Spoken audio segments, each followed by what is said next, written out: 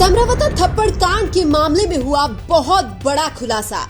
नरेश मीणा से जुड़े थप्पड़ कांड के मामले में एसडीएम अमित चौधरी भी दोषी करार। क्या ओम बिरला और प्रमोद जैन भाया नहीं होने दे रहे नरेश मीणा की रिहाई? क्या डॉक्टर किरोड़ी लाल मीणा देंगे नरेश मीणा का साथ? समरावता गांव में हुए थप्पड़ कांड के मामले में अब नरेश मीणा के पक्ष में फैसले आते हुए नजर आ रहे हैं, क्योंकि राष्ट्रीय जनजाति आयोग ने एसडीएम अमित चौधरी को दोषी करार मान लिया है। जनजाति आयोग का मानना है कि वोटिंग के दौरान एसडीएम अमित चौधरी ने अपने पद का दुरुपयोग किया था, यानी कि अब एसडीएम अमित चौधरी को जेल हो सकती है और नरेश मीणा को राहत मिल सकती है। अब तक तो एसडीएम अमित चौधरी निर्दोष होकर घूम रहे थे, लेकिन अब उनके ऊपर भी मुसीबतों का पहाड़ टूट चुका है। जनजाति आयोग द्वारा एसडीएम को दोषी करार देना नरेश मीणा और उनके समर्थकों की बहुत बड़ी जीत है। यानी कि अब थप्पड़ कांड के मामले में अकेले नरेश मीणा दोषी नहीं रहेंगे, बल्कि एसडीएम का भी नंबर आने वाला है। ऐसा भी हो सकता है कि नरेश मीणा जेल से बाहर आ जाए और एसडीएम अमित चौधरी जेल चले जाएं, क्योंकि नरेश मीणा को तो थप्पड़ मारने की सजा लगभग मिल चुकी है, लेकिन अमित चौधरी को अभी भी सजा मिलना बाकी है। इसके अलावा जनजाति आयोग ने सरकार को आदेश दिया है कि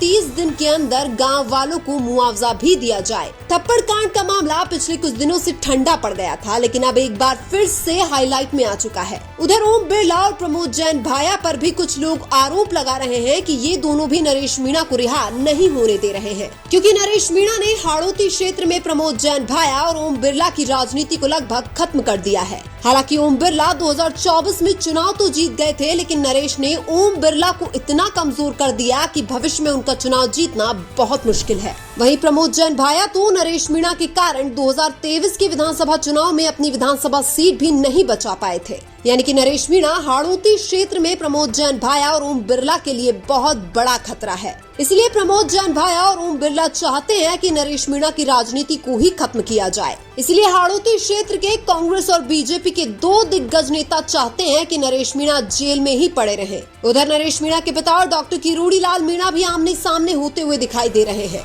किरोड़ी लाल मीणा का कहना है कि नरेश मीणा के पिता बिना मुझसे बात किए मुख्यमंत्री से समझौता कराए। आगे किरोड़ी लाल मीणा ने कहा कि समझौता करते टाइम पंच पटेलों को और मुझे ले जाते तो आज बात कुछ और होती। बाबा ने आगे कहा कि अकेले अकेले समझौता करना मैं ठीक नहीं समझता। अब नरेश मीणा का परिवार जाने और सरकार जाने। उधर नरेश मीणा के पिता का कहना है कि हमने डॉक्टर किरोड़ी लाल मीणा से आंदोलन में सहायता मांगी थी, लेकिन उन्होंने सहायता नहीं की थी। नरेश मीणा के पिता का यह भी आरोप है कि डॉक्टर किरोड़ी लाल मीणा चाहते ही नहीं है कि नरेश मीणा जेल से बाहर आए। हालांकि नरेश मीणा की रिहाई को लेकर जो महापंचायत की गई थी, उसमें डॉक्टर किरोड़ी लाल मीणा को आमंत्रित तो किया गया था, लेकिन बाबा किरोड़ी गए नहीं थे। लेकिन सवाल यह है कि वो महापंचायत उनकी भाजपा सरकार के खिलाफ थी, तो फिर डॉक्टर किरोड़ी लाल मीणा उस महापंचायत में शामिल कैसे हो सकते थे? क्योंकि हर पार्टी की कुछ मर्यादाएं होती है, कुछ अनुशासन होता है। इसलिए किरोड़ी लाल मीणा का उस महापंचायत में नहीं जाना कोई बड़ी बात तो नहीं है। हालांकि सीएम भजनलाल से समझौता करते टाइम अगर डॉक्टर किरोड़ी लाल मीणा साथ होते तो सच में आज बात कुछ और ही होती।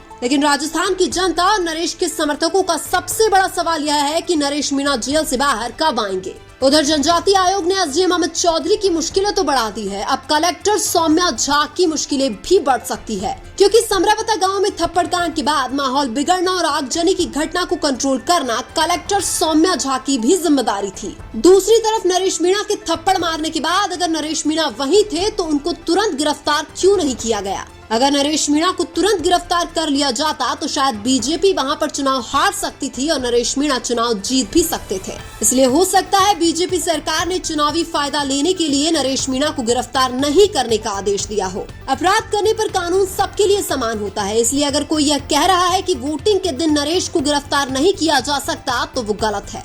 कानूनी तौर पर थप्पड़ मारने के बाद पुलिस प्रशासन के पास नरेश मीणा को गिरफ्तार करने का पूरा अधिकार था, लेकिन उन्होंने ऐसा नहीं किया। यानी कि सिर्फ और सिर्फ बीजेपी को चुनाव में फायदा पहुंचाने के लिए ही नरेश मीणा को तुरंत गिरफ्तार नहीं किया गया था। अब अगर निष्पक्ष जांच हो तो कलेक्टर एसडीएम और प्रशासन से यह पूछना चाहिए कि नरेश मीणा को दिन में गिरफ्तार क्यों नहीं किया गया था, और अगर थप्पड़ मारने वाले दिन नरेश मीणा को गिरफ्तार नहीं किया गया तो फिर रात को गिरफ्तार करने का प्रयास क्यों किया गया था? शांतिपूर्वक धरना दे रहे और खाना खा रहे ग्रामीणों पर पुलिस द्वारा अत्याचार करना कहीं से भी ठीक नहीं है। इसलिए जैसे अभी एसडीएम को दोषी करार दे दिया गया है, वैसे ही कुछ और लोग भी इस मामले में दोषी करार दिए जाएंगे।